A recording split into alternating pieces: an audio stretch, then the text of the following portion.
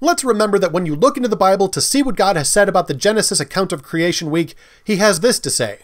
And God spoke all of these words, I am the Lord your God.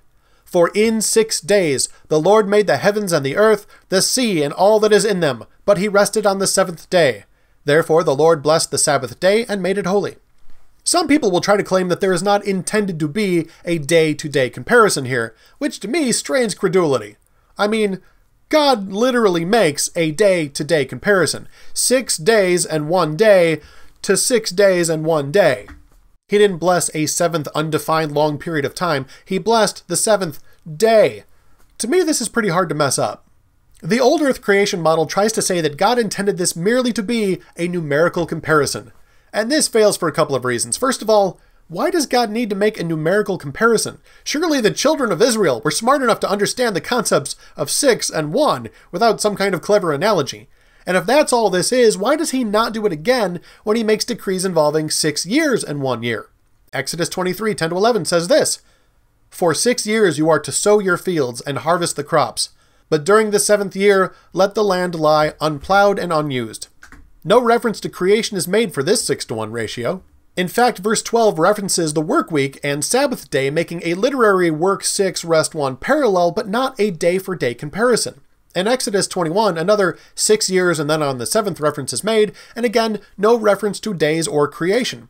Several of these are made in Leviticus 25, but again, no reference to creation week or mention of days as a metaphor for years. What is the point of doing it just that once in the middle of the 10 Commandments, unless it actually means what it says? In fact, why would God say something he doesn't mean? I didn't know God back then, but from what I can tell, he has always been a most honest gentleman with no need to lie to anyone. Not only that, but I suspect it well within reason to suppose that God was very familiar with the Hebrew language, him being omniscient and all. And if this is so, then he would have known that there were other Hebrew words for long periods of time, so that he wouldn't have to use the word day to mean billions of years. But we'll talk more about that soon. And the final call is this. Unless you assume deep time at the start and are trying to cram it into the Bible, there's no reason to try to interpret Exodus 20 to mean billions of years, or just some pointless metaphor. There's also no reason to try to interpret Genesis 1 in this manner either. We can just let day mean day. But there is one more objection before we get all that grammatical. Some people will still try to argue that while he is very honest, God simply doesn't understand how time works. They try to use the Bible to make this argument. You can join me next time for that, and in the meantime, I shall practice not rolling my eyes.